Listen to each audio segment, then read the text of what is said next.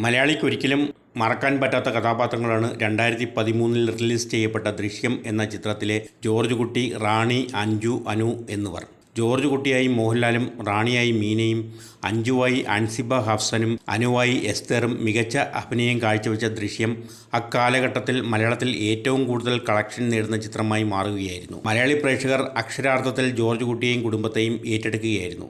അപ്രതീക്ഷിതമായി വന്നുയർന്ന ആപത്തിൽ നിന്ന് തൻ്റെ കുടുംബത്തെ ഏതു വിധേനയും രക്ഷിക്കാൻ ശ്രമിക്കുന്ന നായകൻ്റെ പോരാട്ടത്തിൻ്റെ കഥയാണ് ദൃശ്യം. അതിൻ്റെ തുടർച്ചയായി ഇറങ്ങിയ ദൃശ്യം 2 പ്രേക്ഷക മനസ്സ് കീഴടക്കിയ ചിത്രമായിരുന്നു. 2019 ഫെബ്രുവരി 19 ആമസോൺ പ്രൈമിലൂടെയാണ് ചിത്രം റിലീസ് ചെയ്യപ്പെട്ടത്.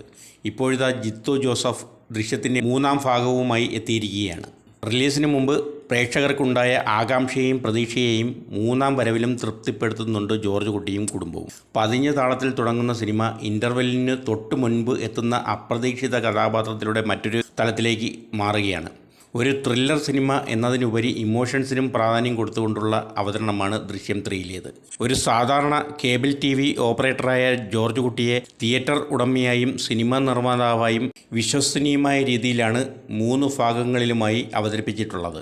ജിത്തു ജോസഫ് എന്ന തിരക്കഥാകാരനും സംവിധായകനും പ്രേക്ഷകർക്ക് സമാനതകളില്ലാത്ത ദൃശ്യാനുഭവമാണ് സമ്മാനിക്കുന്നത്. ദൃശ്യത്തിനൊരു 4ാം ഭാഗം തീർച്ചയായും പ്രതീക്ഷിക്കാം. അതിനാവശ്യമായതെല്ലാം ഒരുക്കിയിട്ടിട്ടാണ് 3ാം ഭാഗം അവസാനിക്കുന്നത്.